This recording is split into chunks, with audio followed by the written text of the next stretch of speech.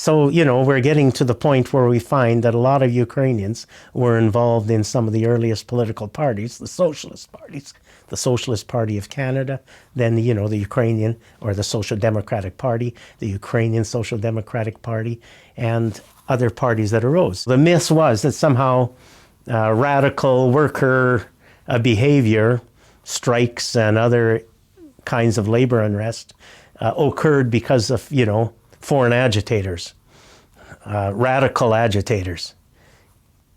It occurred because of the material conditions.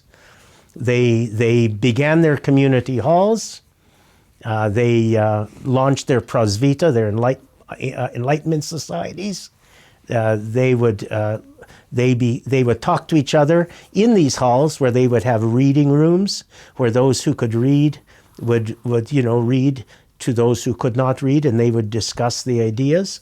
And many of them were the socialist ideas, some of which were imported from the old country, but really which were generated in the new land by the people who were experiencing these things. They were under surveillance constantly. There was all sorts of threats.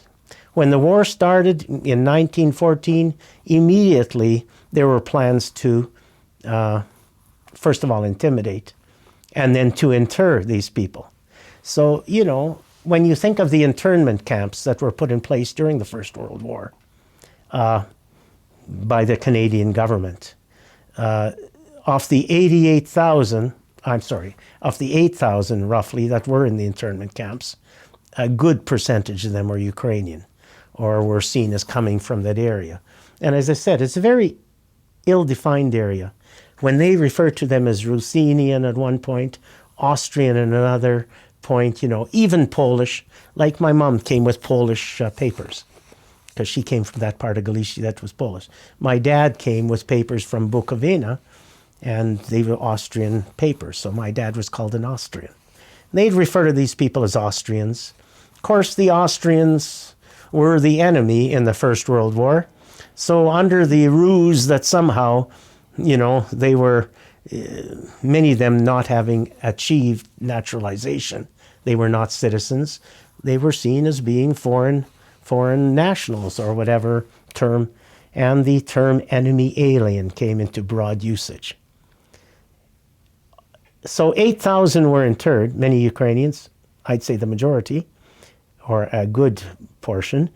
88,000 people roughly had to register with the local authorities, and they have to report regularly to a local authority, a constable, a justice of the peace, or someone, as to their movements, much like the conditions imposed on the indigenous people under the Indian Acts, where if you wanted to travel somewhere, you had to get the okay of somebody, a signature on your registration paper. When you arrived where you were going, you had to find somebody to sign your registration paper. When you came back, then you had to have proof that you came back.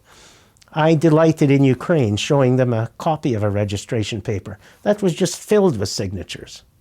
It was by somebody from Redwater who had to travel to Edmonton occasionally. Every time he needed 3 signatures. As the war progressed, the surveillance and the clampdown on the Ukrainians, and others deemed to be enemy aliens, and others who were just deemed to be subversives because they took part in strikes and other forms of disruption. And of course, under the hardships of war, it's not hard to see why people would become more restive, because, they had to put up with rationing. They had to put up with hardships at the same time as it became widely known that, certain other people were making a killing.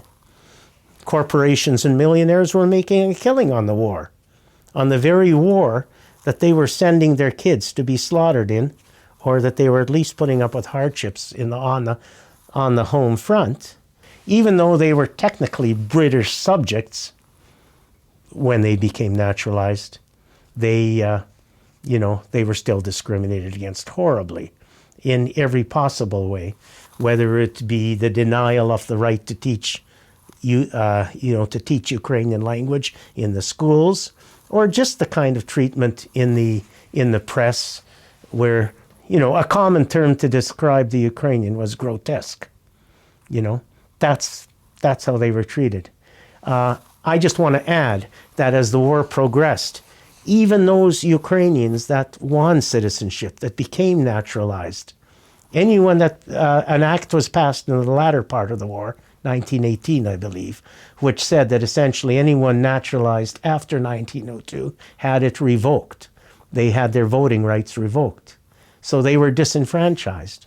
So when the strikes broke out in advance of the Great Labor Revolt and during the Labor Revolt, it's no mystery why these people would get involved in it, especially the miners. You know, the huge number of miners that were out during that period of time.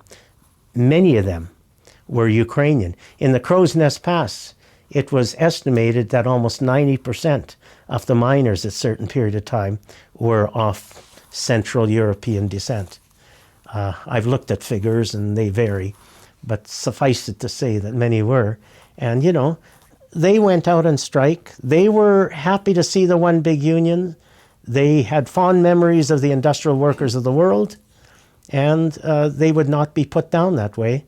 So when the Northwest Mounted Police became the RCMP, E.B. Perry was the first commissioner, when he noted, you know, that when he told his officers to keep close watch on the Ukrainians, they had earned the reputation of being very radical.